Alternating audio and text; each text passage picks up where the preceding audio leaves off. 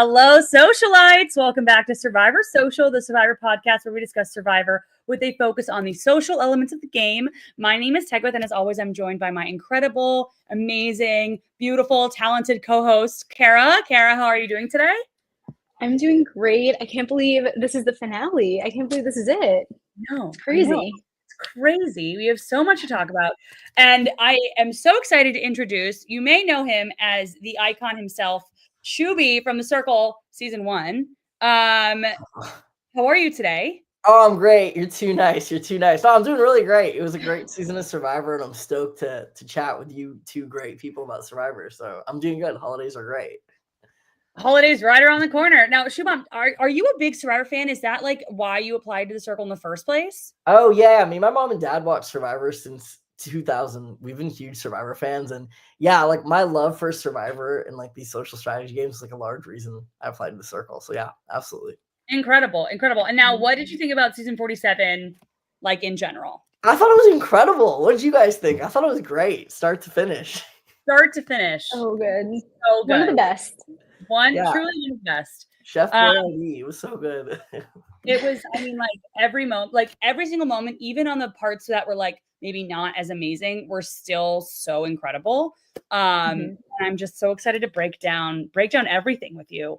First of all, we have some amazing people watching. We've got Quinn from BB26 in the comments. No way, our boy. What's up, dude? Yeah. And of course, Roy is here. Roy, we love having you. We cannot wait to talk about the episode. Before we get into it, make sure, as always, like and subscribe to Survivor Now on YouTube and Spotify.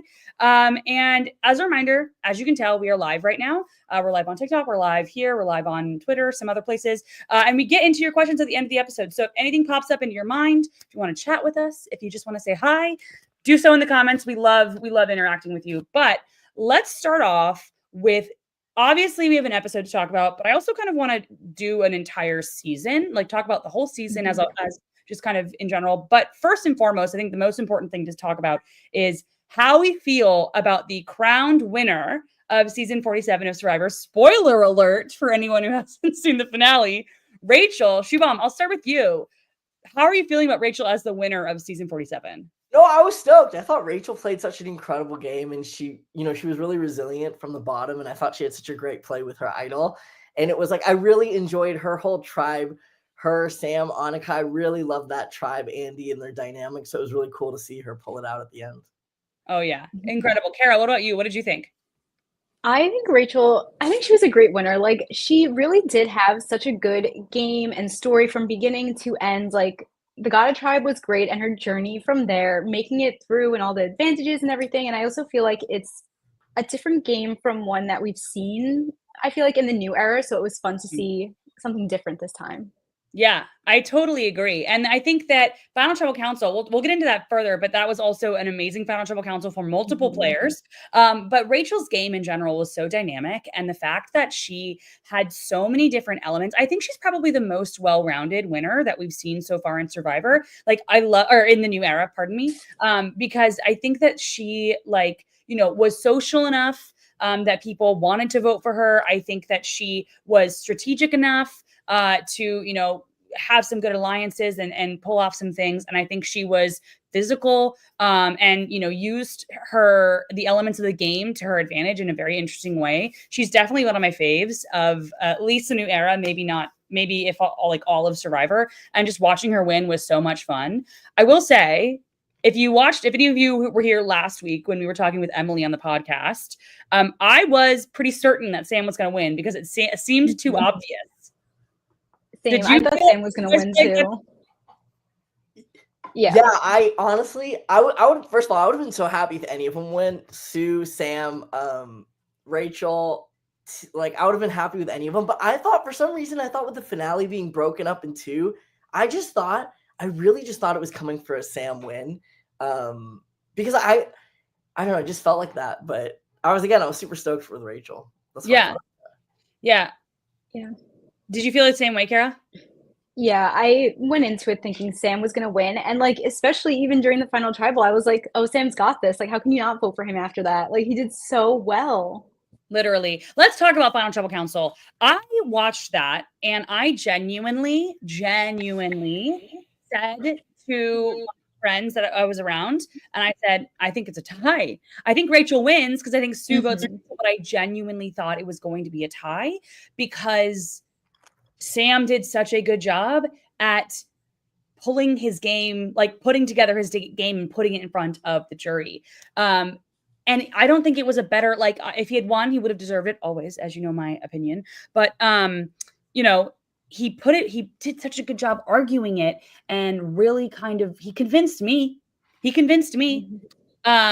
But I really thought it was going to be much closer than a 7-1. Shubham, did you think it was going to be closer? Did it fall kind of how you expected? No, I honestly thought it was going to be super close. I think I got spoiled, to be honest, because I'm on the West Coast, so someone said it before. But I really thought, especially Sam had some great lines, especially when he pulled that stat. Like, he's the only person who's had his name written 10 times over 4 tribals. He's like, I don't know, he just put all these stats out there. And I really thought I thought he was going to get Andy's vote. I thought he might have got Sierra's vote. I thought he might have gotten even Genevieve's vote because I know they were all working really well together. But what I think happens is I don't know. I was shocked anyways, but again, happy but shocked.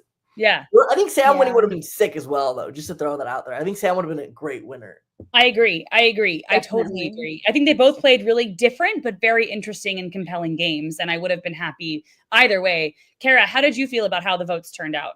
Yeah, I was shocked that he only got 1 vote. I fully expected him to have way more. I especially thought he was going to have Sierra's vote. But yeah, I was very surprised. And I know like Kyle's getting some like heat for voting for Sam and not voting for Rachel and giving her that unanimous win, but I feel like him voting for Sam to get second is a valid reason to vote for someone like that. And I feel like that's fair. I feel like if he's not going to win, second is the next best. So I agree. I think the heat Kyle's getting is silly. Obviously a unanimous win is very cool, but hey, a juror can vote however they want. I've said it. I'm a broken record. I say it all the time. A juror can vote for literally whatever reason. If they want to pull a name out of a hat, if they want to say, hey, guess a number, the one with the closest number wins, which has happened, you know, like it's how they can, it's their vote. They can do with it what they want. And, you know, he wanted to give second place. That's totally valid. I mean, a lot of people literally in season 40 voted for Tony, who maybe wanted to vote for Michelle because they were worried that a Michelle vote or voting for Michelle would have given Natalie the win. No one except for me is giving them heat. I give them heat because Michelle should not have been a 0 vote finalist. But, you know, it's just like you can vote however you want, in my opinion. But I think he deserves a second place. I think so too. Yeah. And I also feel like if like imagine the 3 of us were playing, I feel like if we were on the jury, we could probably read the room of where the direction of the votes were going. So I don't know what Kyle was thinking, but I feel like Kyle was probably thinking, okay, you know what? All the votes are going to Rachel. Let me put one on Sam. He gets the win. And I really like what you said. I feel like you're right. Yeah. You should vote for however you want to vote, whatever criteria you want.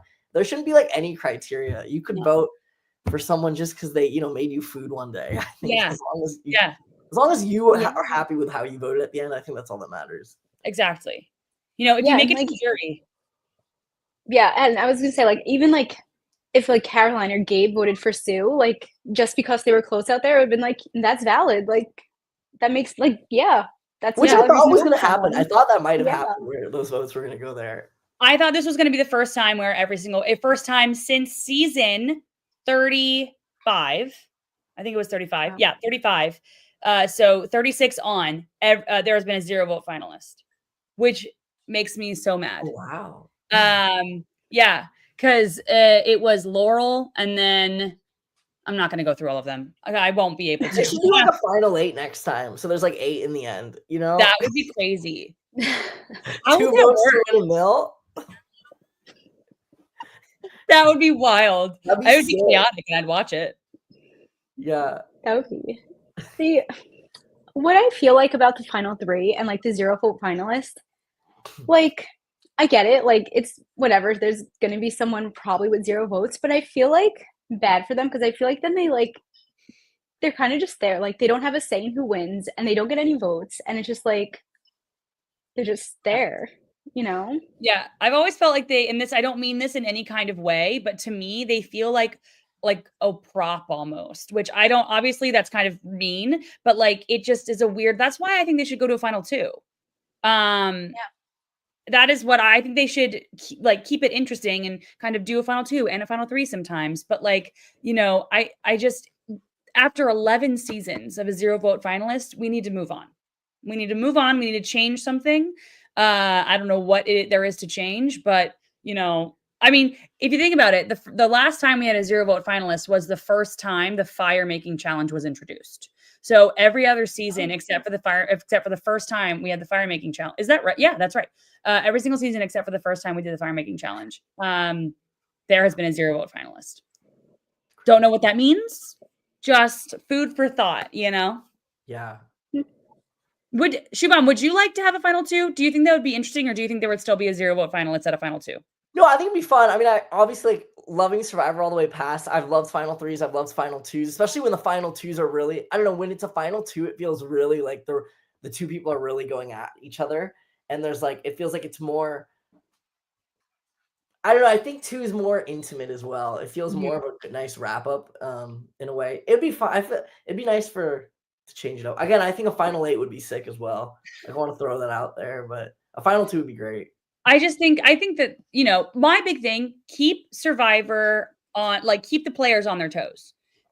Make it so that they cannot plan for it, which I know makes it harder to play the game, but I think it makes it a little bit more interesting and kind of in a way a little bit more fair. You think about like how Carson was able to memorize puzzles because he knew that that's what he was good at, and he knew the puzzles, he 3D printed them, and good for him on doing the work. Like that's important, but not everyone thinks about doing that, not everyone whatever else. And I feel like if they keep survivors on their toes, then insularly in the game, it almost becomes a little bit more evenly spread out and a little bit more fair because no one knows what to expect.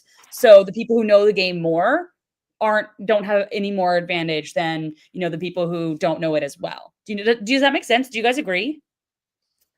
Yeah, that does make sense. I feel like I think they spoke about this on Got Something For You yesterday, and they were saying how like by not telling the players what happens ahead of time, kind of like makes players play more safe than like if they know what's happening, they'll take risks or whatever because they can plan ahead and like play a little more crazy. So I thought that was interesting. And That's interesting. they also compared it to Big Brother, how like in Big Brother, like there's always a twist that you can't plan for, which like makes players play more safe there than like maybe otherwise. Interesting. I like that take. Great take. Ollie says that was Matthew's perspective. That's super interesting. It would be sick with a final three though in the event. Like I think it'd be super cool. Like let's say there's 8 jury members and it's like a 3-2-2 or something, or a 7. Like someone wins with just 3 votes. Like if the tribes are so drawn out and like people are just voting internally, I think that'd be super cool where someone just literally marginally wins that. But I love what's it called? A plurality vote. Is that what it's called? I love I love it because it's so crazy and hectic and you just need a little bit to win. I mean, that was Operation Italy. That was like Caroline got out because even though she didn't have the majority of the votes on her, she only had 3 votes. It was 3-2-2, literally. Exactly how that was. And it was just so much more interesting. And there have been now 2 seasons where it hasn't been a 7-1 vote. I think it was 2 in Survivor New Era. So most of the seasons in the New Era have been a 7-1-0, which is super, again, not great, but like I think maybe says something about the game now, but it is also like interesting in its own right, like an interesting thing to notice and talk about. Now, do you think if you were on there, who would you have voted for? From the edit we saw, the Final Tribal Council we saw, Shubham, how would you have voted? That's a tough question. We listen and we don't judge. Yeah, no, absolutely. You know what? I would have voted for all of them. I'm gonna give it. I think any of the 3 would have been worthy winners. I'll throw it to all 3 of them. But I will say though, for me personally, like if I had to vote, I always vote for like not necessarily someone who had the most control of the game, but I always like the players who really are like had the hardest time to get to the end. But I would have voted, honestly, I would have voted for any of the three. I'm just gonna give the most political answer here, but Well, I mean, hey, I respect it. Kara, what about you? What do you think? I already know. I feel like I could guess. It's tough. I feel like, I want to say I would have voted for Sam, but I don't know, maybe in that moment, like being around everyone and like talking to everyone, maybe it might have been Rachel. Yeah. I mean, I think I probably would have voted for Rachel mainly because I think her game, even though from what we saw, her final tribal council wasn't as good as Sam's, I think having a better game is more impressive than having a good final tribal council. I think having a good final tribal council and like wrapping it up with a bow, and not that she had a bad final tribal council, but like I think being able to be like, all right, here it is, and put it on a platter for people to vote for. I just think that like, I say this, so I think that tribal council is theater, not only final tribal council, but all tribal councils. So when there's a jury watching, there is an audience, and I think that she made big moves in front of the jury. She talked to the jury a lot when she was explaining her moves and why she did things. And she had a great point. When they thought they were voting for her, they were all eulogizing her and saying why they had to vote her out. And I think the fact that she kept her mouth shut, let them talk and say, hey, you're proving my own point. Thank you so much for doing the work for me. And not only that, the fact that her and Genevieve had like a, clash, and they literally said to each other, one of us is going to win, before Genevieve was voted out. And then Genevieve goes and gets voted out. And then, she has that kind of mindset. It's either going to be me or Rachel. I just think that like, being at that Ponderosa, sitting at those tribal councils, I feel like I would have just been swayed no matter how good Sam's final speech was, I actually think, okay, if I was there, I think it actually would have came down to who I was closer to, and I think that would have been the deciding factor for me between Sam and Rachel. So that's what I think. I think it would have came down to that for me. I think the same. I'd say the exact same. Whoever I was closer to. It'd be cool if someone in the final tribal council just starts standing up and like walk as they talk. They like walk around the jury, like circles around them, like literally like a lawyer, like doing their closing. Yeah, absolutely. Just like some mobility would be sick. I think that'd be super sick. I wonder if they're allowed to do that. I would love that. Yeah, I'm not sure actually. I mean, if they have live tribal councils, why not live final tribal councils? Yeah. And whisper to the jury's ear. Yeah, like, who are you voting for? I think it's so funny. Speaking of final tribal council, so I had a question that it came to me when you guys were chatting. So one thing I'm seeing a lot on the internet is how people are talking about how a lot of people think that Sam did a good job. A lot of people think that Sam didn't do a good job. And the people that think that Sam didn't do a good job kind of said that, how was he kind of saying that he was such a big threat, but he was also in on all the moves? That was like one of his arguments. Like, he said he never voted incorrectly, which is true. He didn't vote. The 2 times he did not get to vote because his vote was blocked by Rachel, and he didn't have a vote at the Sierra vote, were the 2 times that he was blindsided and did not vote correctly, but literally every other vote was correct. But then he still had this argument where he was on the bottom and he was such a target and no one would work with him. So my question is like, do you think that both of those statements can be true at the same time? Or do you think that it was wrong of him to kind of bring both up at Final Tribal Council? Either of you can go first, whoever has an idea of that.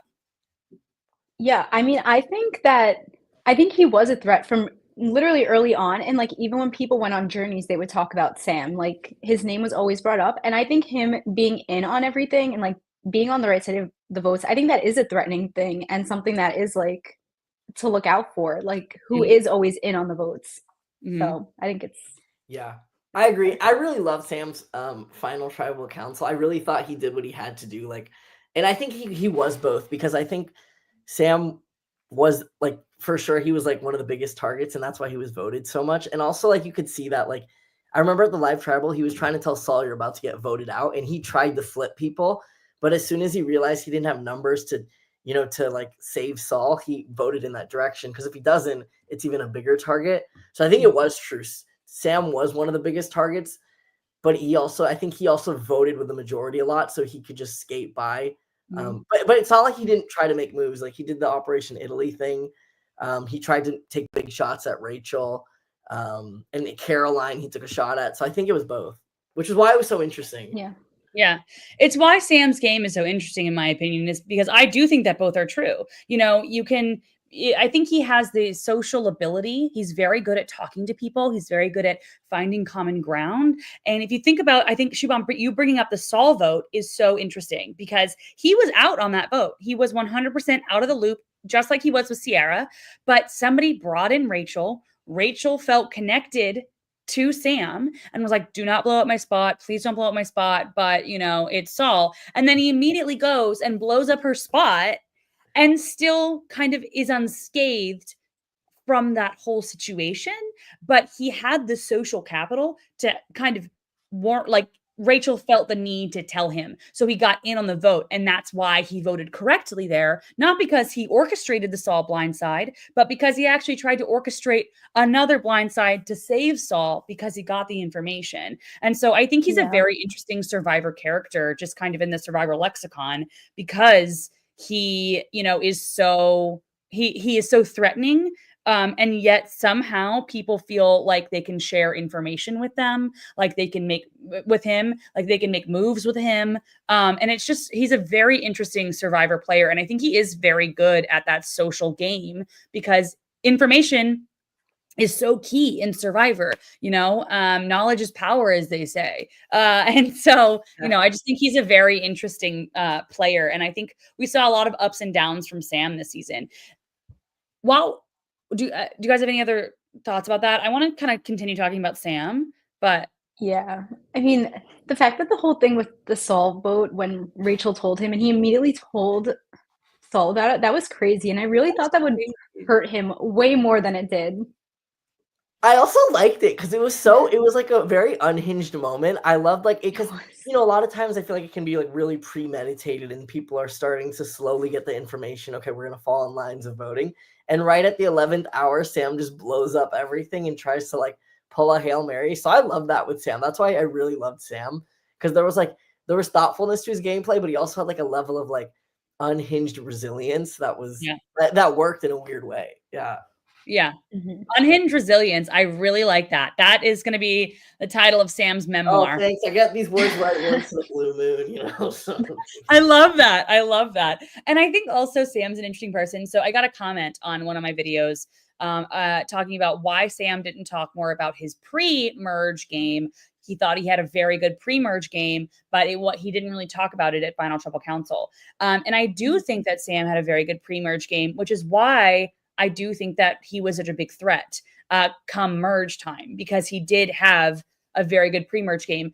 Shubham, I'll start with you. Do you think that somebody can come into Final Tribal Council and really argue their pre-merge game and use that to their benefit? Or do you think that's just not the right, audience of people to listen to that? No, I think it's a great point. I thought that's also why I thought Samite was going to pull the win at the end because in the first half he was so prominent. But yeah, I think it's like a double-edged sword because the Final Tribal Council is closer to the merge and to the end than the pre-merge. I feel like by the time everyone gets to the end, you're like, oh my God, what was pre-merge? But I thought Sam had a great first half, right? He had the relationship with Sierra. He was cultivating Andy, the enigma of Andy. He also had a good relationship with Rachel. So yeah, I think he played a great pre-merge, but also I think it's so far away. I don't know if that's why people don't bring it up as much, but I don't know. Yeah. Yeah. I think it would have been interesting if he did bring it up and especially focusing on the Sierra and Andy of it all and how he really was there for Andy and picked him up and he was you're here because I decided that I wanted you to stay over John or whatever and that's why you're here and when Sierra left I had to reconfigure my game and talk more about how that happened and how his story from there on. Yeah, and that's a great point you make because I feel also he could have brought it up, and Sierra and Andy could have vouched for it because they're on the jury as well. Yeah. So yeah, one Yeah. hundo, Kara. Yeah, it is. It's a very interesting thing because I think you have like, the pre-merge, it's so far away. There not everyone resonates with what happened. Not everyone knows what happened. And even if there are people who are like, yep, that's true, yep, that's not true, it's like, do people who weren't there want to hear anything that happened over there? It's just a very, interesting thing because I remember very vividly when it's Gabler's Final Tribal Council in 43, he kept talking about the Ellie vote. And the Ellie vote was, and I don't know why I remember this so vividly, but Ellie was the vote that he did. He kind of orchestrated. She wasn't on the jury, but it was like the merge vote. Like she was the mergatory vote. Yeah, alligator, right? And I was like, man, why is he bringing her up? Like that was so long ago. Move on, man. Like to me, it felt like somebody who had just graduated high school or like who, is like 5 years out of high school, but just for some reason always shows up in high school and is like there all the time and just like chatting with everybody. Oh, I used to sit there. Oh, I used to sit there. It's like, okay, we gotta move on. And it ended up working, but it ended up working for him, right? It ended up like that argument ended up working for him. So it's just Final Tribal Council is it's such an enigma. Like it's so like a lot of different, it all depends on the jury. It all depends on the players. It's just so interesting.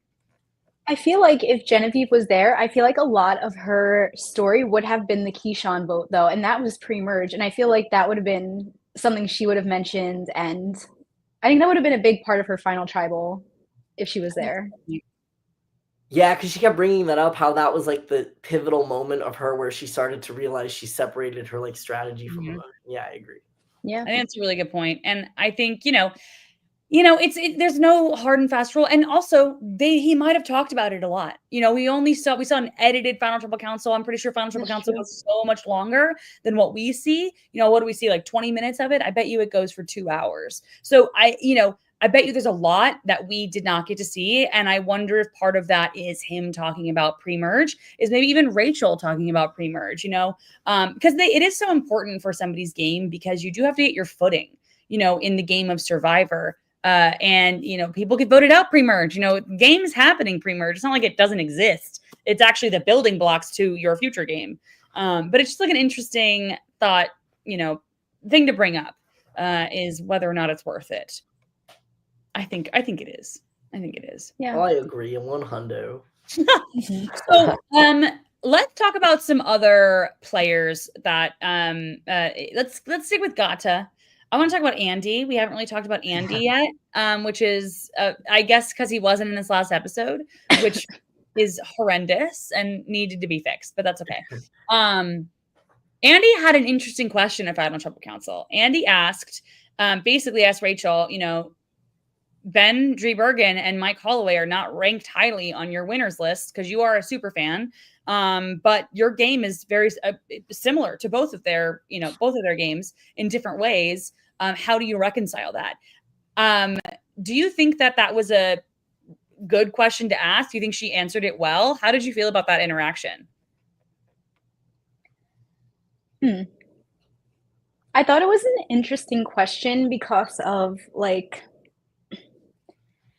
people were saying that like now watching it, so to have Andy like pointed out, I feel like was like interesting. But I thought it was a cool question.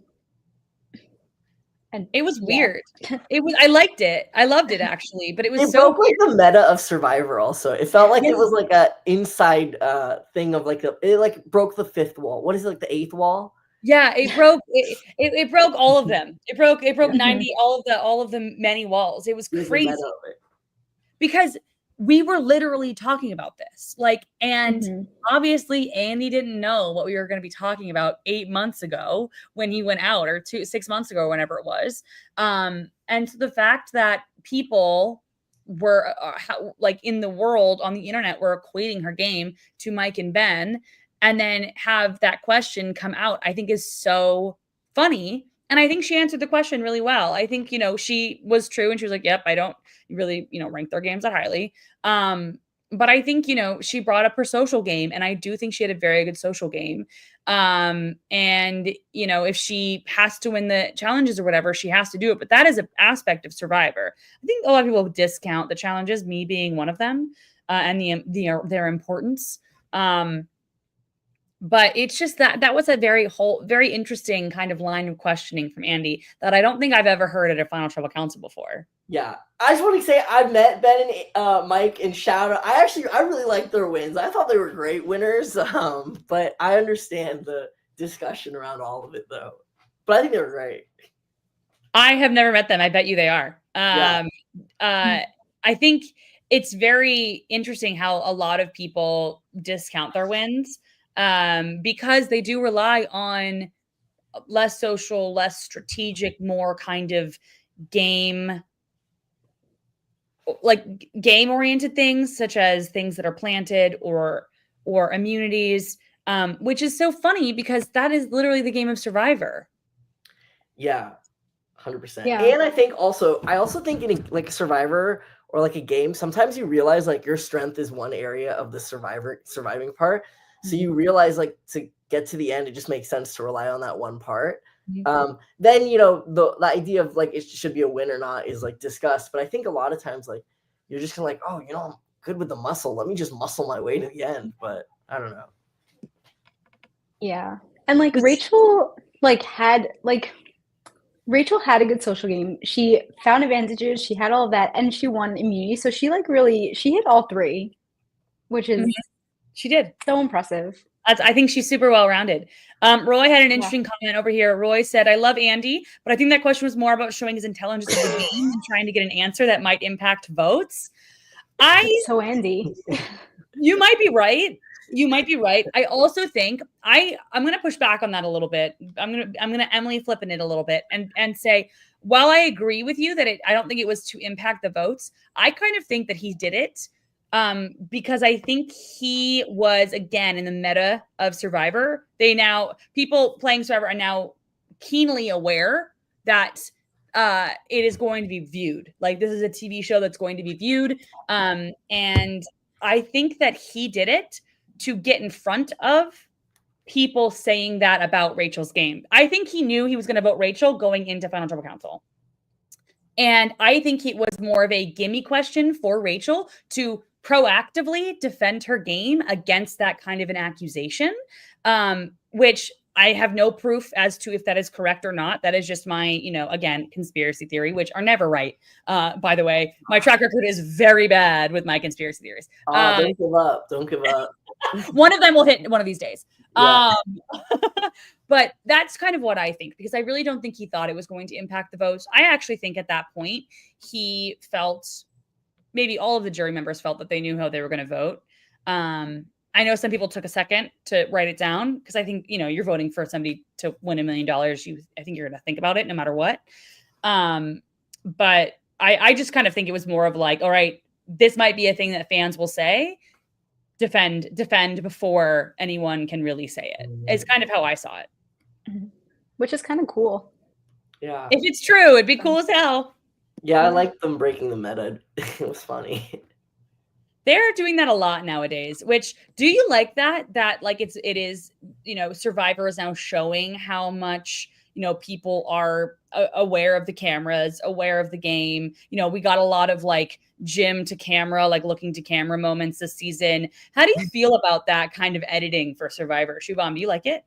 Yeah, it's fun. The Office fan in me loves it. Like when Teenie was looking at the camera when she was like singing, like, I forget what it was, but it was that. But I also think it'd be cool. Like, I love the meta of it all, but I also think it'd be so fun to get someone. I know it'd be tough these days, but to get someone who's never seen Survivor before or heard about it and literally bring them onto the island, because I think you're gonna see like a lot of like unhingedness and like that would be fun. So I think it's both. I think as long as there's a mix, because it's cool, because like the meta, you can see all these fellow super fans who are like showing their love for Survivor, but it'd also be cool to see that other side where it's like the regular like Nancy or Joe who's never seen, they're like, is this Survivor?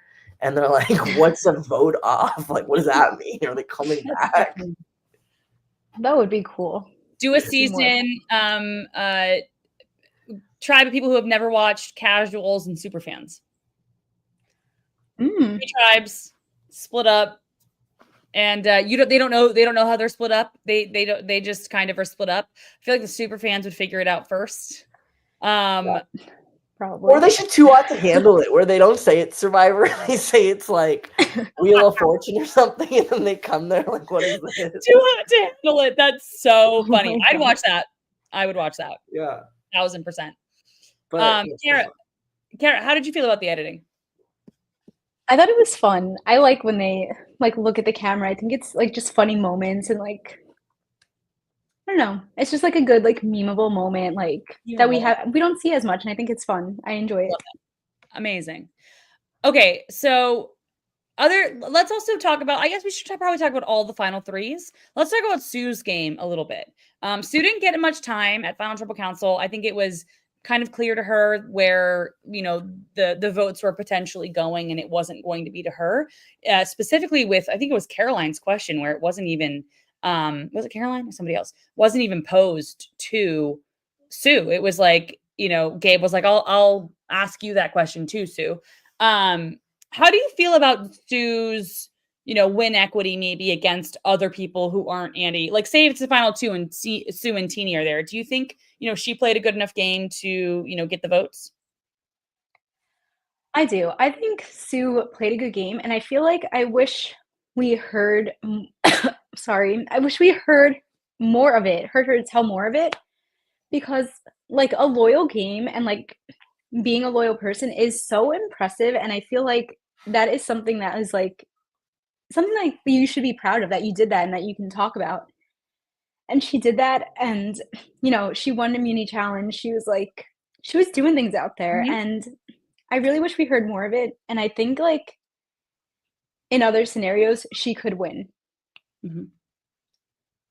I see Yeah. that. Yeah, Sue Shubham, was what do you great. think? I thought Sue was really awesome. I loved how loyal she was, and she had great bonds. Like Gabe and Caroline loved Sue, and I think it was super impressive that she got the idol that no one knew about except Caroline. I thought that was so impressive. It went super Mhm. undetected. Mhm. So I also thought she had a great line, which I thought Sue was like, I think I don't want to quote myself, but I think she was like one of my winner picks because in the first episode she had a great line where she's like, I'm 45 and I'm gonna beat all these kids. I thought that was a great line. Mhm. So I agree with Carol. Like I think she had a great win equity. It was just, yeah, it was just one of those things that maybe it's hard to articulate that type of game in these Yeah. days. But I do think she played a great game and she should be proud. Like I thought, and she repped. I feel like getting to the end and she's like a different generation. That's Mhm. super inspiring. I feel like, yeah. Yeah. I agree. We have a comment over here on TikTok. Rodrigo said, I do love her for the red paint idol. That was so funny. That moment was incredible. Like that, I would have been so freaked out. That red paint everywhere, red paint on my face, red paint just everywhere. And then Tiana and Caroline walk up and go, yeah, I'm bleeding. Like, just such a good moment. How else are you going to cover that up, Didn't she say she like bit her tongue or something? Like that was crazy. That Yeah. was crazy. That was rampant. That was crazy. It was. We also have a comment over here on YouTube. Zoe says, I think Sue should have held the idol until Final Trouble Council like Marianne. Um, Zoe, I do agree with you. I will say I don't think it would have changed her game. Like I feel like if you think about how Dean kind of did that too, I believe, where Dean pulled out his idol that he had found and he was like, you know what, I had this, I didn't have to use it. And everyone was like, okay, cool, you found something, now you just have like a paperweight. It's like, and I don't think they would have said that per se, but I think maybe if it was, Sam and Teeny there, or just Sue and Teeny, or maybe Andy, Sue and Teeny, whatever, if it wasn't Rachel there, basically, I think that would have actually gone over really well. My big thing about how she played it was I didn't love that she played it, because she just kind of had to. I get you don't want to go home, but I think you want that to be in somebody's mind when they're about to vote for you. And I think doing it in that moment, what was that, 2 tribal councils before final tribal council? I think that it's just no longer is remembered, and it kind of it's lost on people. I think it would have had a little bit more if she had done it at Final Four Council. I don't think it would have changed anything. What do you guys think about that? Um, yeah, like, initially, I said, like, I don't think it would have made a difference, and I think it would have had the same effect whether she played it then or she pulled it out at Final Tribal. I don't know, now I think maybe she should have saved it just to, like, had something else to say maybe and, like, Mhm. show, but I don't think it would have made a difference. It wouldn't have had the same effect like it had with Marianne. Yeah. Yeah, I also think it was super cool though this season to see the ripple effect of the season before where everyone went home with idols in their pocket. So like I totally get it. Because if you watch that season and you're on the season, you're like, all right, the first time I can play my idol, it's like hot potato. I'm releasing this bad Yeah. boy. So no, I think it was cool to see how it felt. I don't know the stats, but I feel like every single idol was played this season. Did anyone go home with an idol? I don't. Whereas the season before it was like 7. Literally everybody went home with an idol. Yeah, so it was crazy, but yeah, it was Yeah. fun to watch. Now, this is an interesting thing. So Zoe also says, or played it on Caroline. I think this would be an interesting thought experiment. Let's go back, Operation Italy. Sue decides to not listen to Caroline. And Sue decides to say, you know what? Caroline keeps telling me not to play this idol. I'm actually going to do it. She plays it on Caroline. Caroline is safe. And there's a tie vote between Sam and Genevieve. And let's just say Genevieve goes home. I don't know who goes home. One of those two go home. Do you think this season would have ended up differently, or do you think Rachel still would have won? Because Rachel was in that 5 alliance. So essentially, if that happens, Rachel's still in the clear. Do you think that, we would have had a different winner? Kara, what do you think?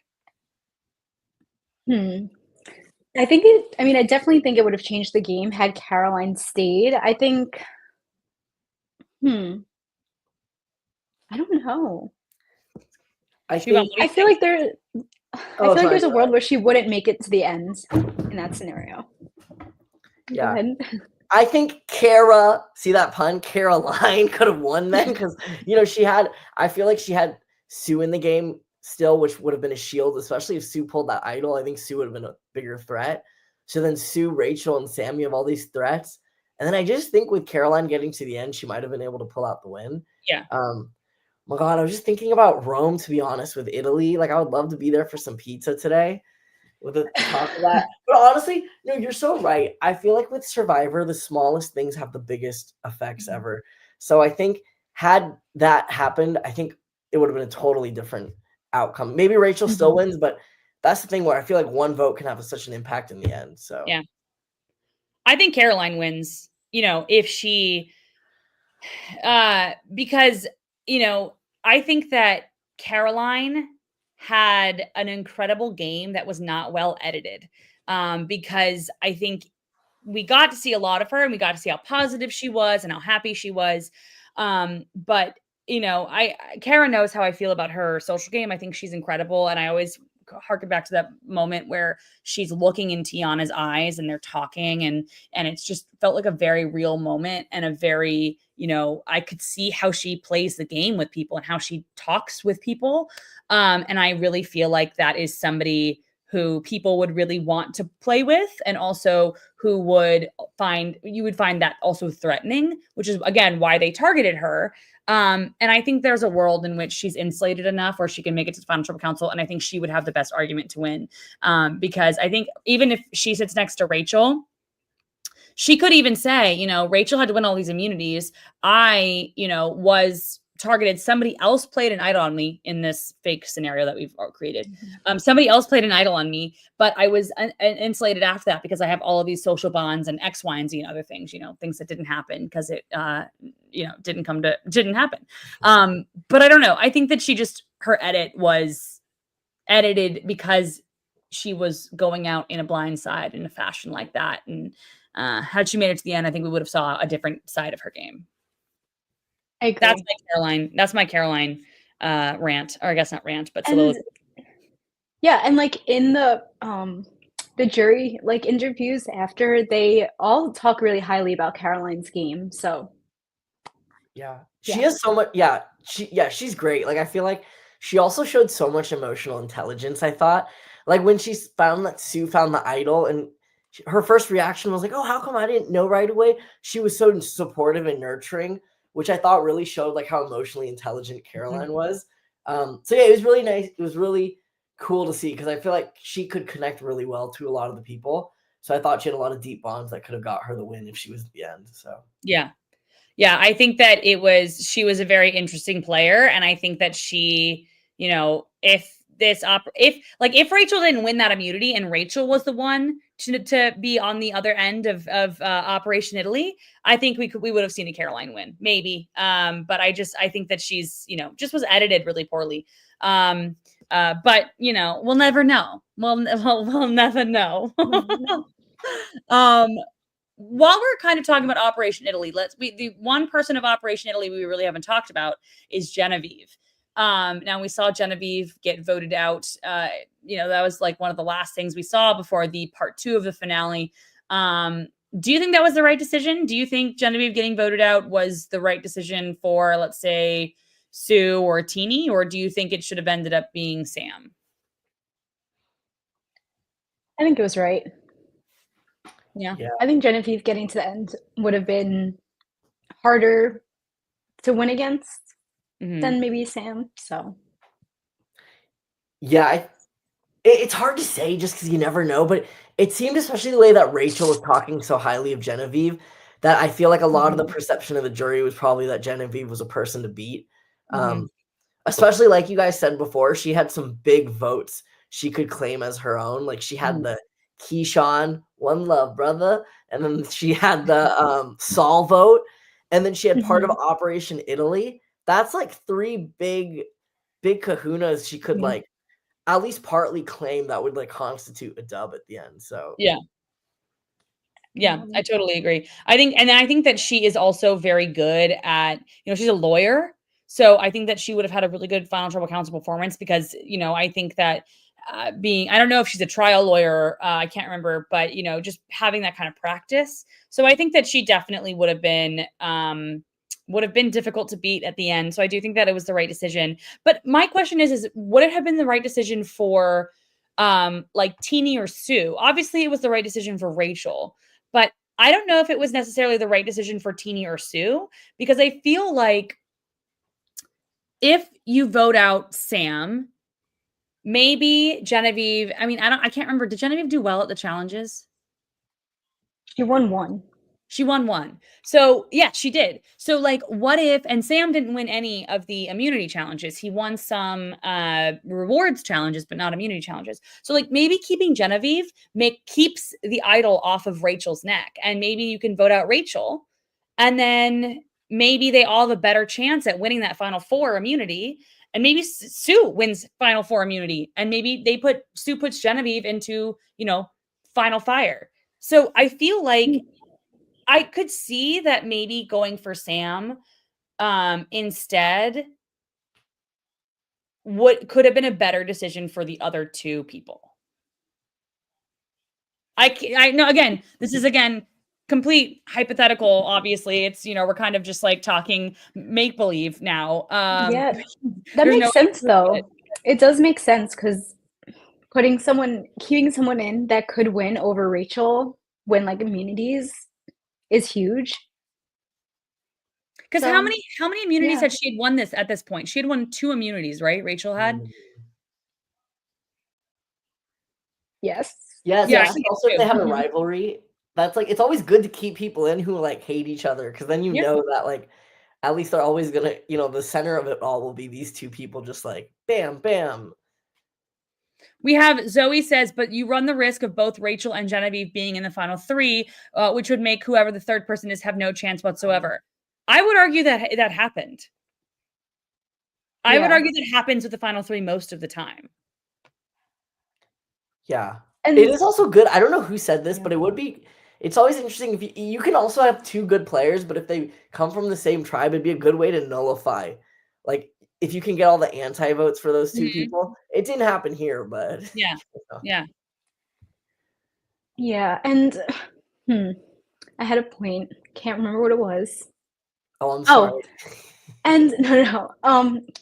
It was that Rachel, well, I guess it didn't matter because Sam also didn't practice fire, but I was gonna say Rachel went in also not knowing how to make fire, which could have made a difference if she was in Final Fire. Wait, I'm sorry, Genevieve. I think I said Rachel. Did I say? I don't know who I said. Genevieve. I think it's an interesting thing to think about because I think, you obviously need to go with the votes, but at that point in time, you knew Genevieve was going to be voting for Sam. You only needed 2 more votes. You didn't have to tell Rachel that you were going to vote for Sam. It just had to be Sue and Teeny. Sue was never going to go against Rachel, though. Sue and Rachel were bonded. But, I think it's interesting to talk about, just like, if that was the right lane to go down. We'll never know. I mean, yeah.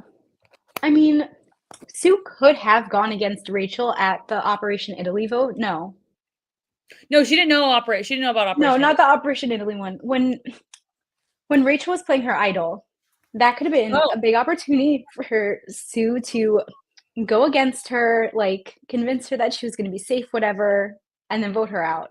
That would have been huge. Do you think Rachel wouldn't have played it? Because it was her one piece of advice her husband gave her before she left. Oh, what was that advice? It was, don't go home with an idol in your pocket. Oh. Well, she still would have had one more opportunity to play it. That is true. I don't know. It could have been, but with everybody else saying, hey, it's got to be Rachel, I feel like Rachel's like, hey, I only got 2 more times to do this. I might as well just play it, Yeah. We have a comment over here again from Zoe saying, in her exit press, Genevieve was pitching at this time for Teeny and Sam to vote out Sue because it would free up a spot in final 3, but they didn't know about the idol.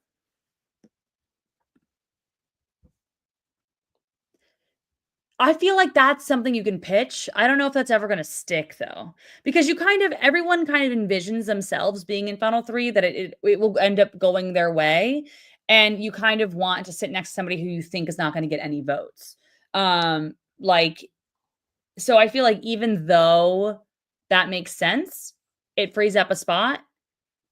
But then they're like, but like, what if I could be sitting next to her though?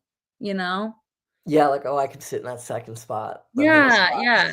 That's the plan. Yeah, you're right. Yeah. That's the plan. That's my plan. Exactly. Exactly. So I feel like that's kind of hard to argue, which is why I like a final 2 more, because I think those spots are just now, you have fewer spots to get. And so I think you're more likely to vote out, at least for the first couple of times, you're more likely to vote out a GOAT, quote unquote GOAT, because you don't want somebody to get so close that they could snatch 1 of 2 away from you. Whereas having 3 spots, it's like, they could sit at 1, but I still have 2 other spots to go for. Yeah. And like, you want to have someone in that other spot that you would know that would vote for you in a tie. So yes, also exactly. That's a good point. Who do you think Sue would have voted for in a tie? Rachel. Who would be the other person? Would it be Sam? I mean, it would have been if the Final Tribal Council came between 4 votes Sam, 4 votes Rachel. Who would have Sue voted for? Oh, interesting.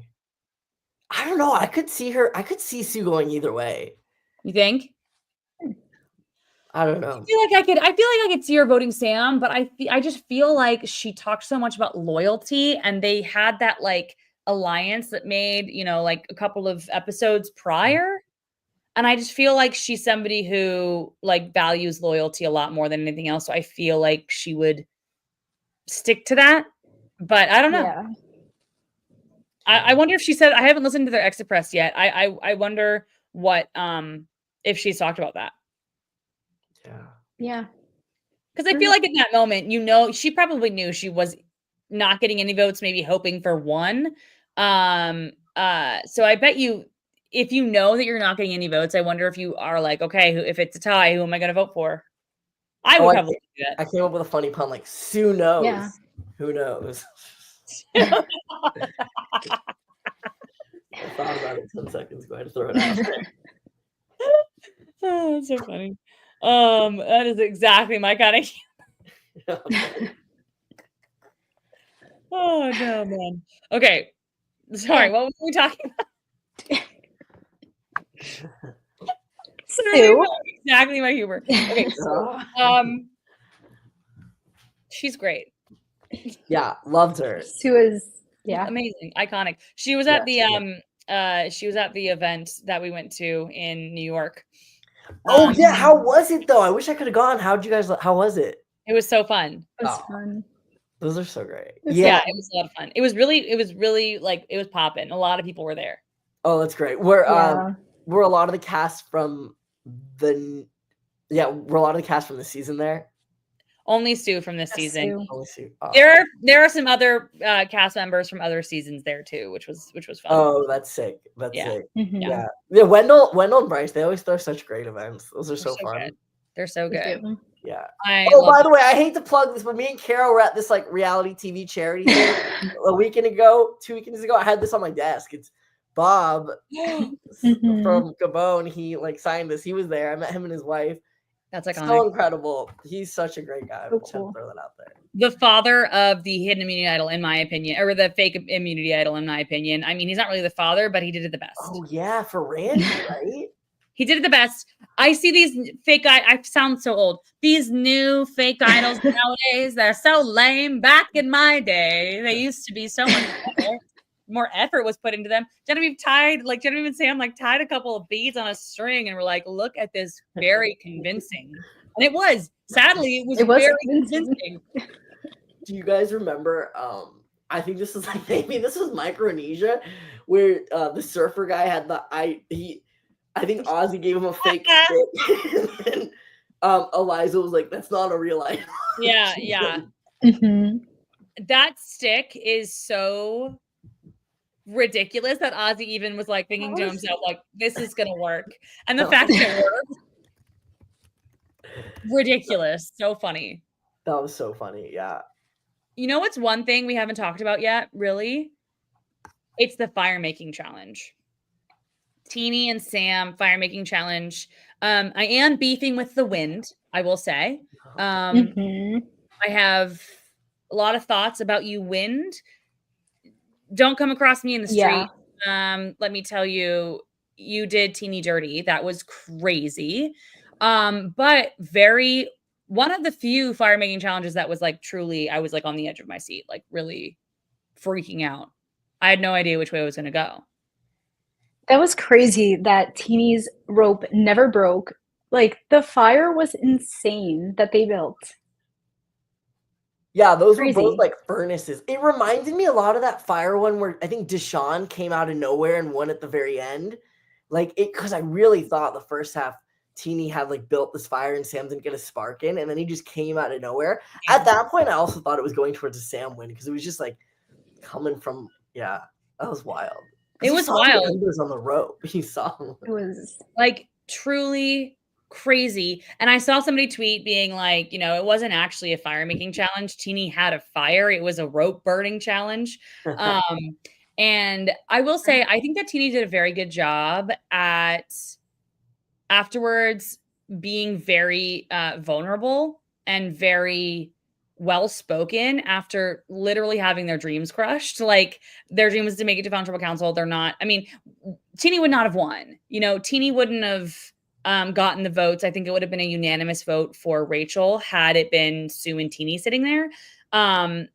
But like, I think that the fact that they were able to be so well-spoken and kind of talk about why Teeny has this like one-sided rivalry with Sam was just truly brought tears to my eyes. And really a beautiful moment in a very, emotional time for them. Yeah, no, the moment after fire when when Jeff and Teeny were talking, like I was actually tearing up. It was like such a nice moment. And when Teeny was saying how like I forgot the exact wording, but it was something like if I would have got to the end, I would have won, but I didn't get there, so we'll never know. And that's like how I will like go on living. Like I could have done it if I got there, but we'll just never know because I didn't get there. I thought that was like so like such a good way to look at it to make I don't know. And also could Teeny have stood up and blocked the wind? That's what I also want to know. Is that's what I was thinking. I think if she stood, the wind would have she would have blocked the wind because I think that's what happened with Sam's, right? Because Teeny her fire was catching it. It was almost a windbreaker. Interesting. Yeah, I think you're right. I wonder, I think they are allowed to get up, like people are allowed to move around during the fire making. But I definitely think that you were able to, like that would have been interesting. I don't know if it would have worked. It's only, you know, Teeny's not the biggest person on the planet. It's wind is wind. I feel like it would have been Teeny difficult just for it to have been blocked. arms out, blocking it, Yeah. Block it holding the like shirt this. as Yeah. wide as possible. Yeah. It would have been crazy. I don't know. In that moment, do you think you would have thought of that? I don't think I would have thought of that. I think I just kind of would have panicked and done exactly what Teeny did. Yeah, it's so Same. hard to think. Like, yeah, like it would, like I would have like jumped in the fire. I'd be like, I'm joking. Like trying to like hold it straight, Yeah. like touching the fire. Yeah, God, yeah. it was so hard to watch, but very, unfortunately, I hate to admit it, really entertaining. God, don't tell CBS I said that. I'm trying to get them to get rid of it. I wonder what would have happened if Teeny made it to the end. How the votes would have been. I truly think it would have been unanimous. Mm. I think Rachel. I don't think that. I mean, I think maybe. I don't know how deep Kyle's dislike of Sue went at that moment in time. If Kyle really did not like Sue, I could see Kyle throwing a vote on Teeny so that Sue comes in third. I don't know if that's, I have no proof of that or whatever. I could also see Saul maybe voting, but I think that this jury voting for Teeny, pardon me, but I think this jury, you kind of see in those votes that like this jury kind of voted less with social bonds and more with, who they think played the best game. Some people also voted with social bonds because they liked Rachel, but Zoe thinks Saul votes Teeny. I mean, I could see it. I agree. Did Jeff ask that? Yeah. Did Jeff ask that at the reunion? Jeffrey, I don't think so. If you are having a reunion right there on the island and you're not asking how people would have voted, that's the only reason to have a quick reunion like that. Only reason. Yeah.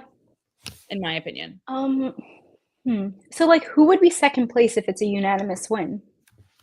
Nobody. I think there are technically 2 third placers.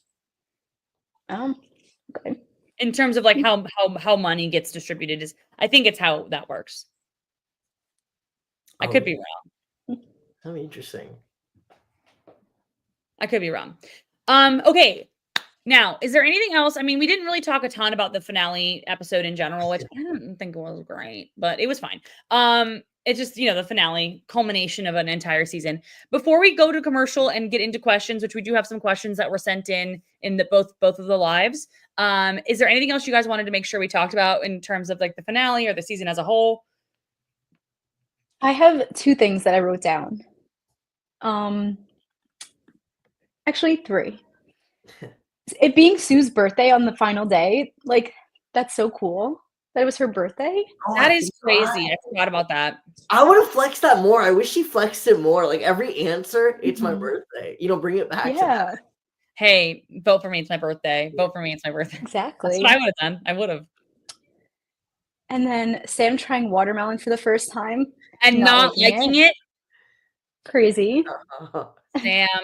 Sam, absolutely not. We can't be friends. I love watermelon. If it was grainy, understandable. But if it wasn't.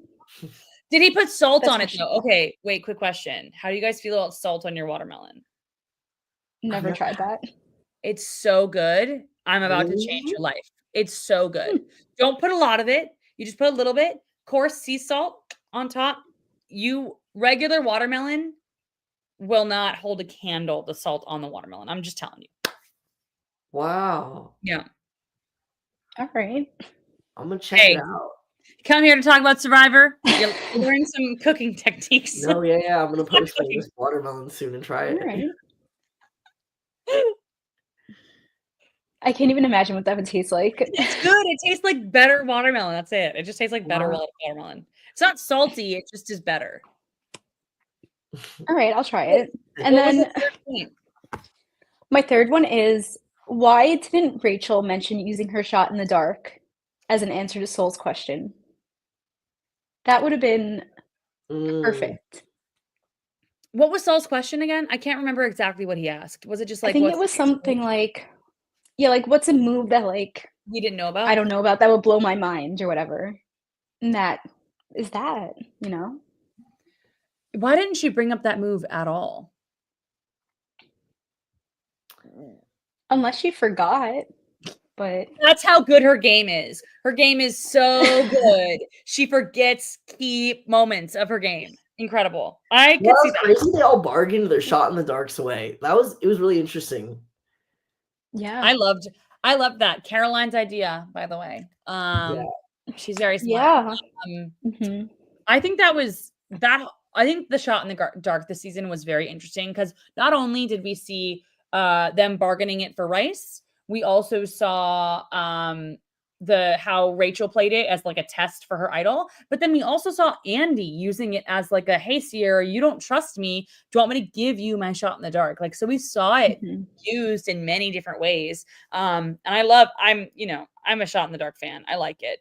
I know I'm in the minority of that, but I think it's an interesting twist. I like it too. You like it too? Yeah, especially when it works on someone who really needs it. Yeah. It's interesting. I think it's fun. I think Um, it's fun. I don't know why she didn't answer that. Maybe she felt like the way she answered it was like maybe she thought about it and maybe she was like, well, I actually think that this is a more compelling answer. But I don't know. It's a really good question. That's gonna bug me actually now. Yeah. At Rachel, let us know. Yeah. Shubham, was there anything else that you wanted to talk about before we got into commercial? No, I love the season. It was super electric. The cast was great, and it was a great season from start to finish. It was a really, really good season. Can you believe episode 1 was the Andy like meltdown? Yeah, Like Andy was fun to watch. He had a really Emily arc. He did. So good. So good. And they both had their downfall for a similar reason. They both kind of explained their game a little bit too well, a little bit too early. Yeah. Yeah. I will True. say, I will go down by saying I think it was the right move for Andy to do that because, like, if he really thought, either go home at 6 or actually have somebody on the jury understand your game, I think that, and then end up being a 0 vote if you don't do that, you end up being a 0 vote finalist or whatever else. I think it was the right move. Yeah, I agree. Big risk, I big think it was reward, right. but it was a risk. actually, you know what? Another thing I really loved about the season is you really saw that, what was the tribe called? The yellow Gotcha. Gata, yeah. I loved how they all had so much. It was a very complicated tribe. Like they loved each other, but they were all like constantly potentially going after each other. So it was a really nuanced dynamic, which was really fun to watch this whole season. So good. I remembered that I wanted to talk about something that I forgot about before we go to commercial. And it was just the fact that I think Sam owes Annika a little bit because did you see how quickly he cut that rope in that last challenge? He went through it in one fell swoop. He did not know how to cut a rope before Annika taught him. Oh, yeah. That's a good point. It was a Yeah. challenge because of Annika. So good job, Annika. Her impact. I know. Annika's impact is real. Annika was great. I really think had she made it to the merge, she would have been a force. Agreed. Mhm. I agree. Yeah. Which is why I think it was Yeah. right for them to vote her out. But she is amazing. She's real wicked smart. So smart. Yeah, really good in the puzzles. Yeah. Oh my God, so good at the puzzles. I think that she would have even been, I think that Rachel, we would have been like, Annika would have won all of the immunity challenges. Like, I think she was really good at puzzles and, had the patience. I think she would have been a force. I think you're completely right, Shubham. Yeah. Annika, where Annika stands. All right. If you have any questions that you haven't sent in already, make sure to do that during this commercial break because when we come back, it is going to be time for social hour, but we'll see you in just one moment. Hi, Survivor Now podcast listeners. I am Katie from KT Designs, better known as Katie Tedesco Art on both Instagram and Etsy. I have been designing and selling Survivor products for over 7 years at my Etsy shop, including replicas like hidden immunity idols and Survivor trading cards with all of the players' stats on the back. I am so grateful for Survivor Now for giving me this shout out and helping me reach even more superfans. I love listening to their podcast. So if you are looking for some really unique reality TV products for yourself or to give a superfan in your life, come check out my Etsy shop at www.etsy.com www.shop.katietedescoart.com.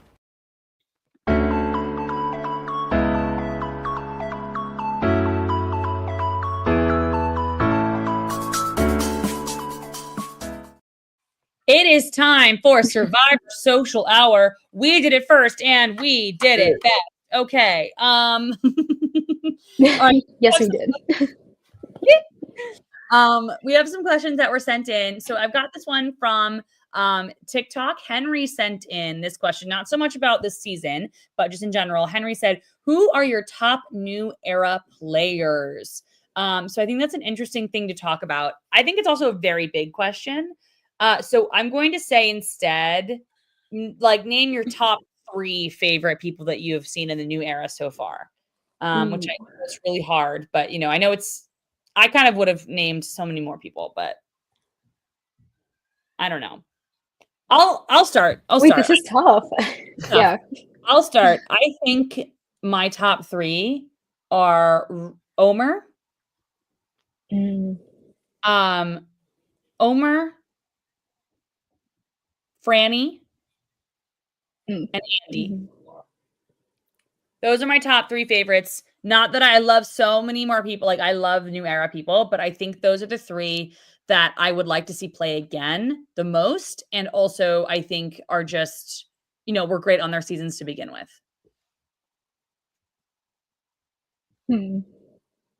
Roy says Andy, Marianne, and Carolyn. Great answers. Oh, cool. Kara, what about you? What do you think? So definitely Andy, for sure. I'm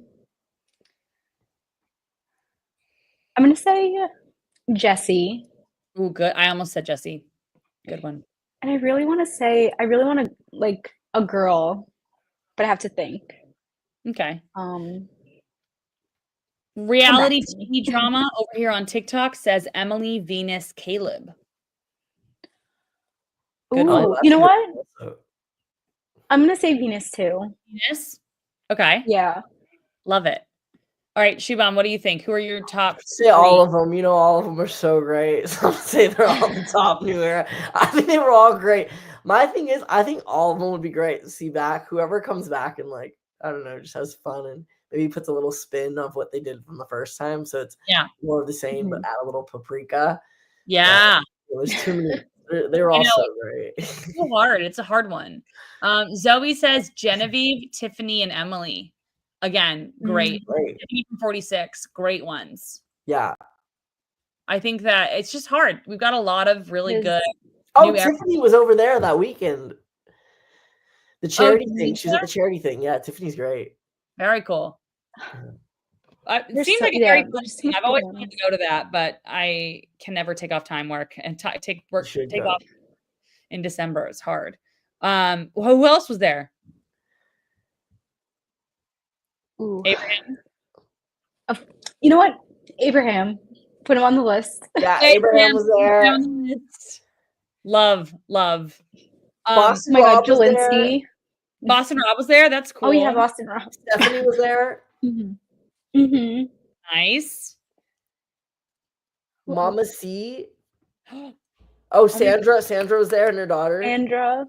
Bob. Nina. Bob. Wow. I have big FOMO. Big FOMO, big time. Ethan. Oh man. Ethan is so cool. I used to volunteer for a I still do when I can, but a youth organization called Hobie, which is Hugh O'Brien Youth Leadership Seminar. It's like a youth leadership seminar that people go to when they're a sophomore in high school.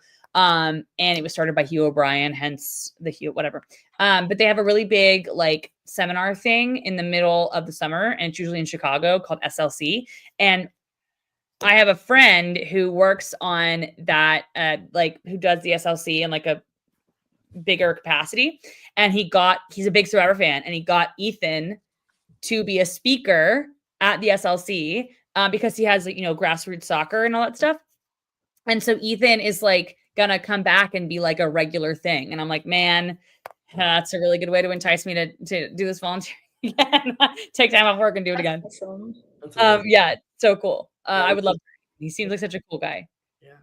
Okay, so we have another.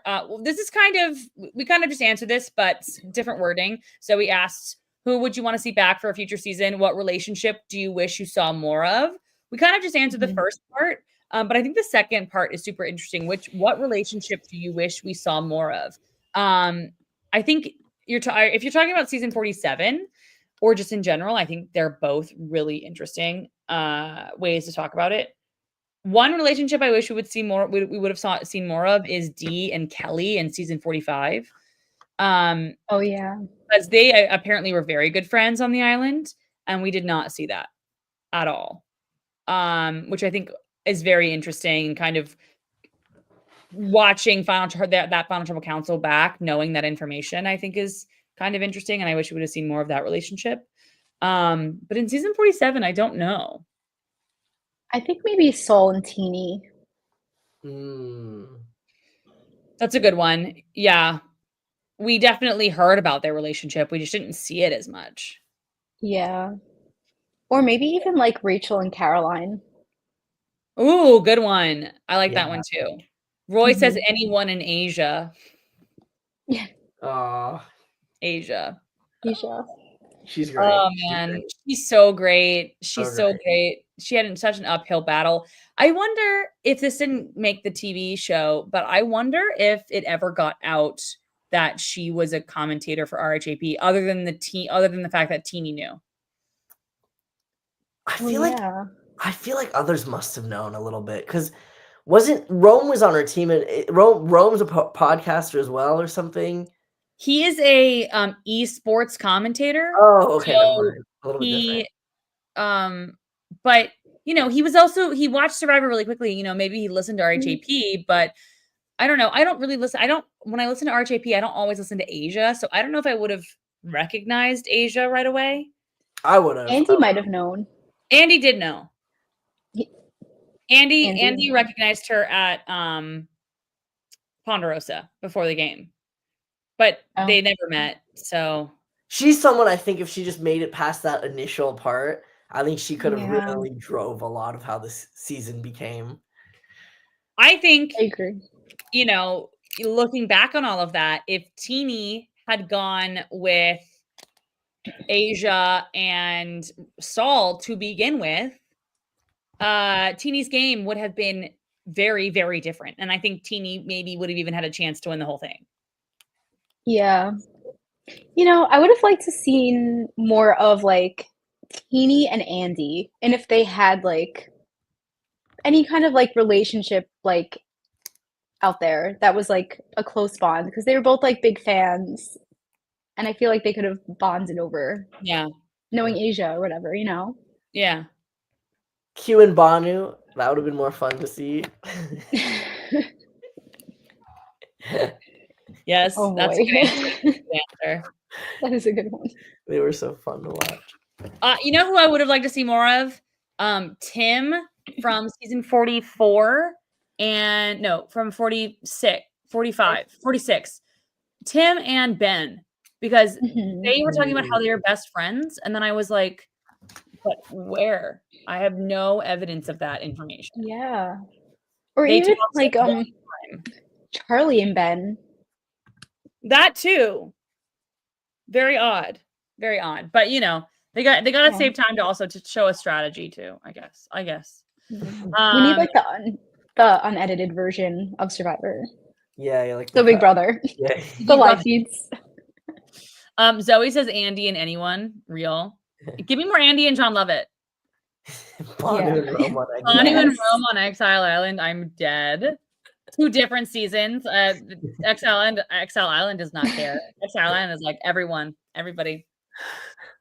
That's so funny. Okay, we have Roy sent in 2 meta questions, so this is going to be interesting. First question: how would the game change if we'll start with the first one and then go to the second one. How would the game change if the players got to know each other at Ponderosa pre-game? So, like, if they were able to talk to each other at Ponderosa pre-game. I don't think it would change all that much. I just think the game would start at Ponderosa. Yeah. I mean, I guess you would have then like those pre-existing relationships and like more time to bond, which would probably carry over into your loyalties and everything. But Yeah. Yeah. I think it would just be extended survival. Sorry, go ahead, Shubham. Yeah, no, I agree with you. It might have also changed the foundation because I also feel like with these games, sometimes it's also like it's not just who you connect with the best; it's also like who gets there first. It's like the first mover advantage. It's just who has the space to make a relationship that lasts long. So let's say like they had an opportunity to connect with someone differently who filled that void, then they'd be less open to other people in the beginning. So you're right; it's extended Survivor in a way. Yeah. Yeah, it would just be, I think it would be exciting. It would be interesting. Zoe says, I think it could change because once merge comes, you already know other people on the other tribes. Yeah, yeah, I think it gives like blood versus water a little bit because somebody on the other tribe if you're playing blood versus water because it's somebody you're related to or your brother or that's somebody you're related to or your wife or whatever else. yeah, So I think that would be the best example, I think, of what would happen kind of if it was in that like that kind of a game. But it would just be extended survivor that we wouldn't get to see. So I think I lied. Any full returnee season. That's oh literally what yeah, Oh. any full returnee season has pre-gaming. Like they know each other, they've talked, they're friends. So how like heroes versus villains, blood versus water, I guess is not the first one, Oh, those are so like, good. Those seasons are so good. like yeah, any kind of when there are a lot of returners, they already know who's going to go out there or they have a good idea. They may have made pre-alliances or whatever. So that's kind of how the game would be, I think. So we've seen it it. totally changes it. We'll see it in 2 seasons. Yeah. Oh yeah. Cannot Is wait. 49 returnee also? No, Oh, okay. just 50. Okay. Just 50. That was confirmed by Mr. Probst himself. Nice. Okay, there was a second question that Roy had. What would the season look like if the episodes were edited one by one before the outcome is known? Ooh. I mean, I think it would be Big Brother. I mean, that's kind of what's happening on Big Brother anyway. That's what I was thinking, yeah. So I think what would happen is the audience would get invested in people that get voted out early. Yeah. Because then it would be like the editors deciding who they think we're going to be rooting for. Yeah. Versus who we not who we should be rooting for, but like depending on what happens. Yeah. Yeah. Shubham, do you think that would be an interesting way to edit Survivor? Or do you like the way it's kind of told, the story's told? Yeah, I really like it. As far as I feel like it does a good job of telling what happened and the story. For at least for me, I can never tell who wins now anymore. So I think it does for me at least. Like I view it as like it's a good representation of how it captures like the main events of each episode. And personally, for me, I can't look back and like even though Rachel wins, if I watched it back, it's not like I could be like, oh, it all pointed to a Rachel win in my mind. For me, it's like I look at it nowadays like, oh, they capture the most important stuff in each episode. And then, when the lights are on and now everyone knows, then you can always connect it. But for me, at least, I think I like it. I mean, yeah, I like the 90 minutes. It'd be cool if they went to like 300 minutes per week. Why not like get it longer? Do it. Love Island it. Make it Love Island 1 hour. Love Island it. That would be amazing. I think that would be cool with the edit. That would be interesting. I would love for that. Survivor. Yeah. Zoe says, I like it because it feels like a scripted show with an overarching story and you get so invested. I get that. I see that. Yeah. And it is fun, like the Easter eggs that they like plant in the episodes, like with the fire and, things like that. So. Yeah. All right. We've got one other question sent in from Dakota. Dakota always sends in the best questions. And I think this is a very good thing to talk about. What do you think about the season 48 preview? It was good. I feel like those people like are ready to play the game. Like they're going to be ruthless, I feel. Chocolate milk. Yeah, that guy is huge. I mean, he gives me a run for my money. You know what I mean? Yeah. That's But my thought. That's the thought I literally had. I went, that I guy know. gives Shubham a run for Honestly. their money. Honestly, it's like the first time. No, I thought no, it looked great. They all looked like they had like powerful spirits and they were all hungry to like play this game and like so I think it looks really solid. It looks so good. I'm really excited about it. I mean, I'm always so excited about it. I think the cast is really an interesting cast. Most of the people on the cast are in their 30s, which I think is a departure from, you know, normal, like old school Survivor. It was a lot of people in their 20s and then people who were older. But like now it's like most people in their early to mid to late, like just all the 30s. I think the youngest person is like 25, maybe. So that's going to be interesting. It's going to be very interesting. There is somebody who lives in my hometown on it. Oh, no way. That's awesome. Oh. Yeah. Yeah, she lives in good old St. Pete, so that'll be interesting. Oh, Florida? Yeah. Sick. You know it? Yeah. I've heard rumblings of St. Pete. So that's growing up, nobody knew what St. Pete was. St. Pete was like, oh my God, you're from Russia? Like everyone, like no one had ever heard of it. No, that's sick. And now people know what it is. It's crazy. Sick. I had a friend who lived in Sarasota. Oh, yeah. That's sick. Fun fact, Sarasota, home of Scientology. Oh, really? I don't think that's where it started, but it's their their headquarters. Yeah. Oh. Wow. So, you know, you learn a lot of things here. It's not just Survivor. It's also how to eat watermelon and where the main part of Scientology is. So, you know, you tune in and it's, you never know what you're going to learn. Yeah, that's sick. Okay. Well, thank you everyone so much for sending in the questions. I always love the questions. They always bring up really fun tangents and other things that we never get to talk about. So 10 out of 10, amazing. But we have gone into one of my favorite parts of the episode, which is Kara's sweet thing of the pod.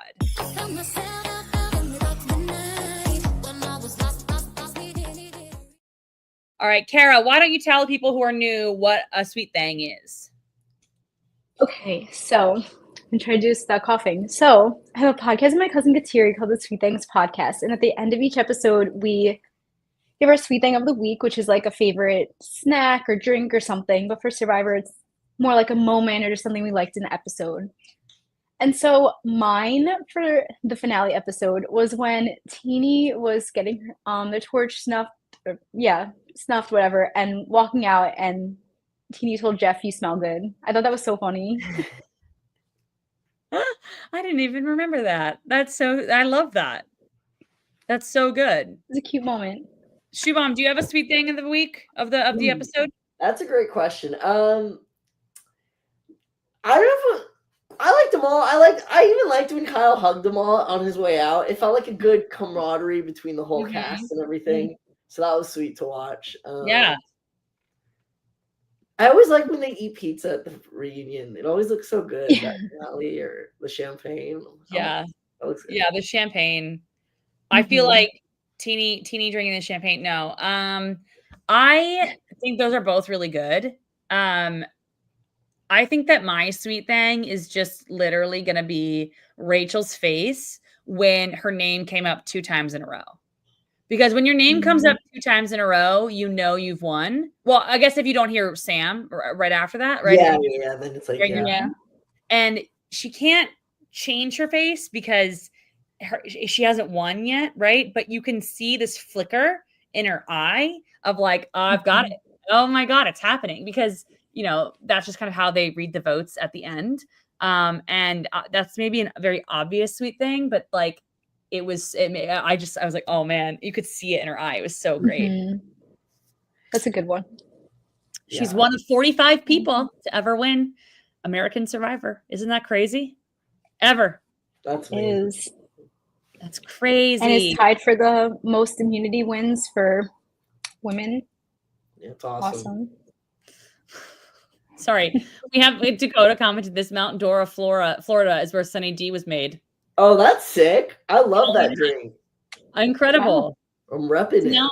We're now just calling the Fun Facts Pod, and you just learn a lot of fun facts. Yeah, that's sick.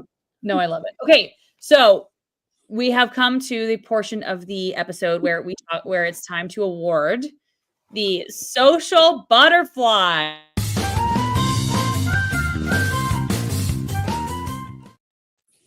Now, we normally do the social butterfly of the episode. Not a lot to do with not a lot of social game happening at the very end, some, but not a ton. So we are going to do who we think is going to be the social butterfly for the whole entire season. Which is a lot, like who we think played best socially from day one. And I think it's John Lovett. No, I'm just kidding. Oh, John, I loved him. I agree. I've gone far. One love, brother. He would have been amazing. He would have been so good. He was Kara, robbed. do you have an idea of who you would want to give it to? I mean, I feel like it has to be Rachel. You think so?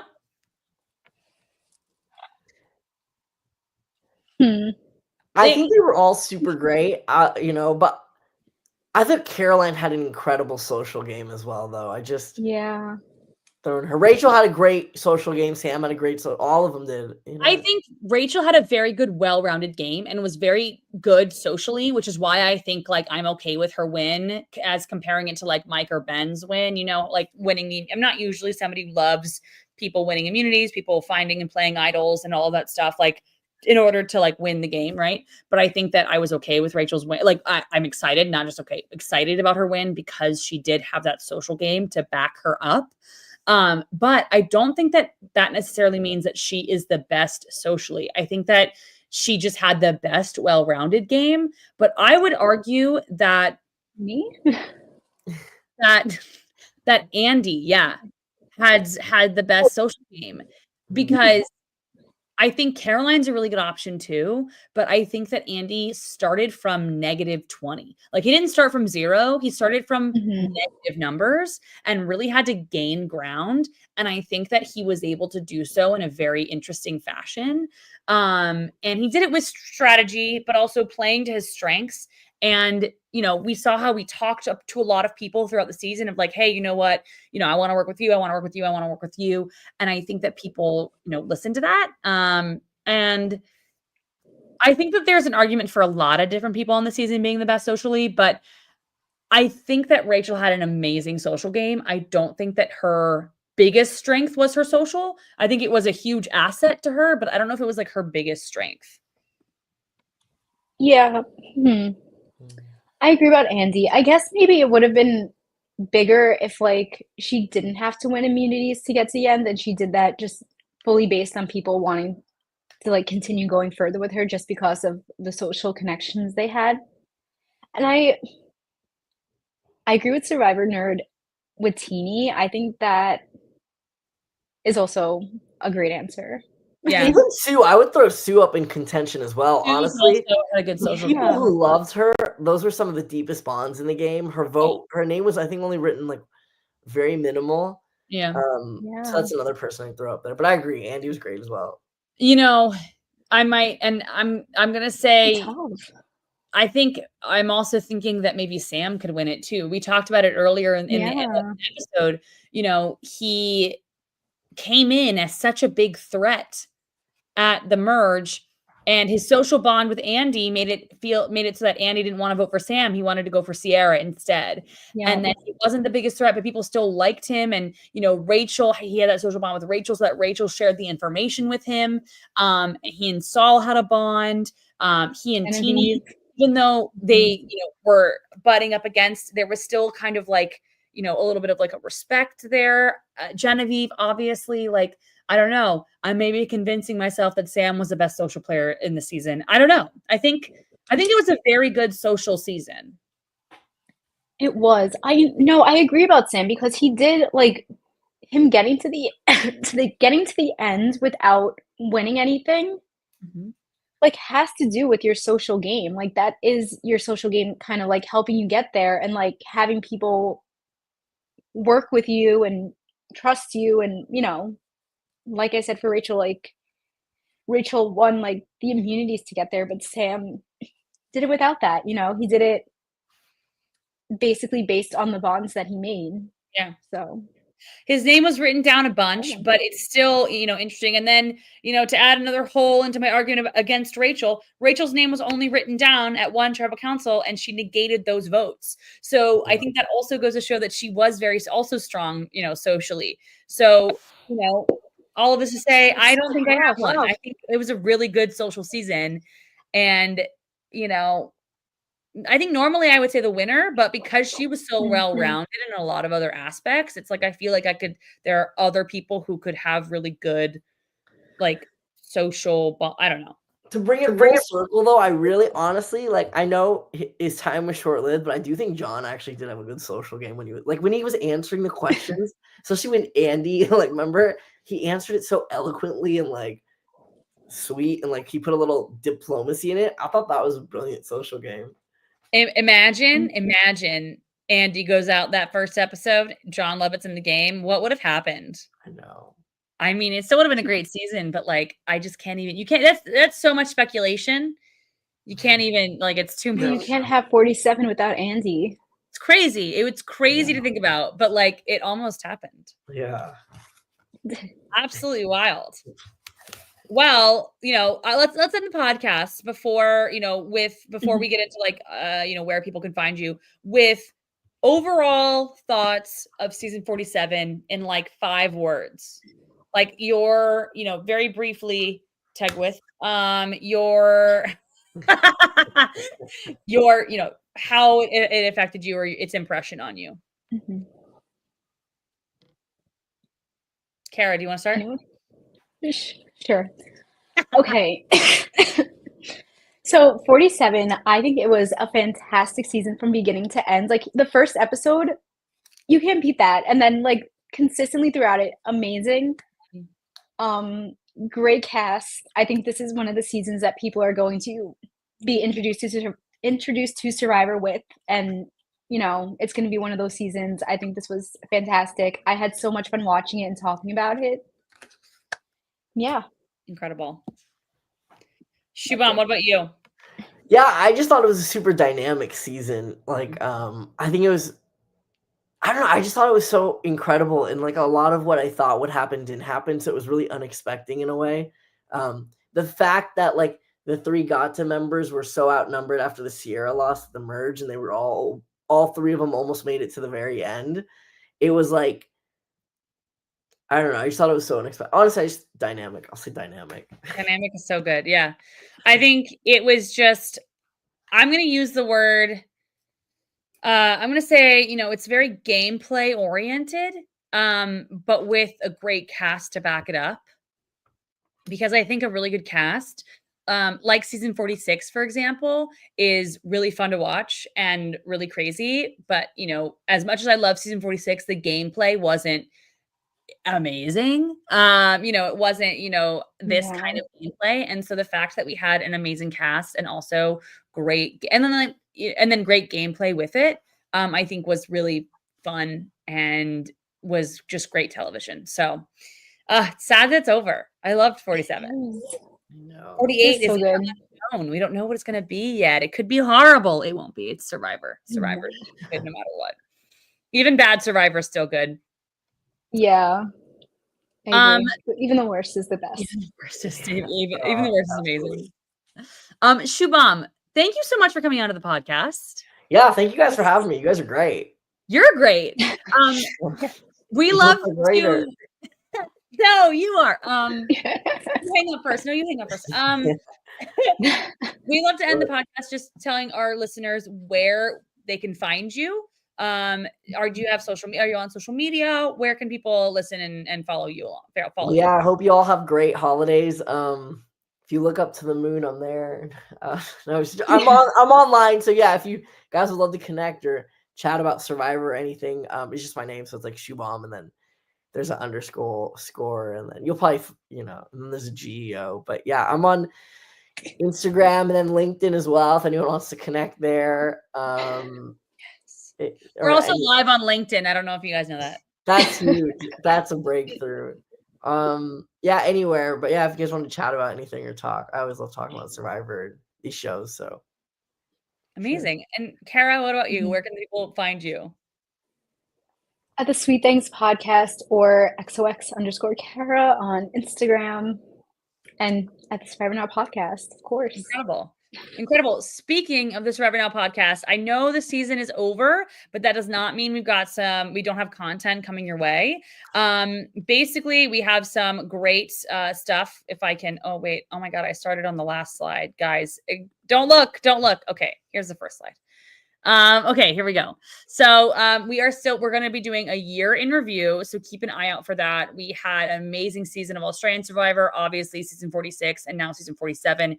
Great season, great year for Survivor, great year for reality TV in general. So keep an eye out for that anywhere you guys listen to podcasts, if it's on YouTube. Follow us on at Survivor Now so that you can, get updates.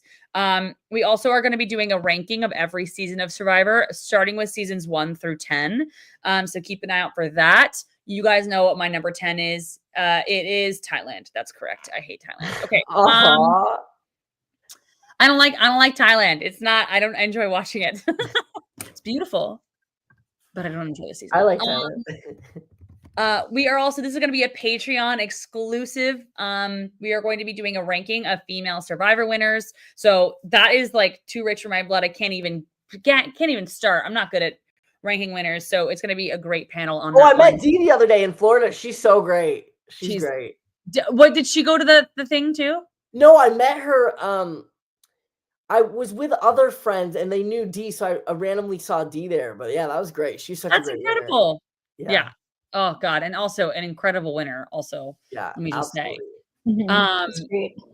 And then, as always, don't forget to join our Patreon. We've got some incredible holiday merch stuff. So go check that out, and then follow us, Survivor Now Podcast on Instagram, Survivor Now Pod on Twitter.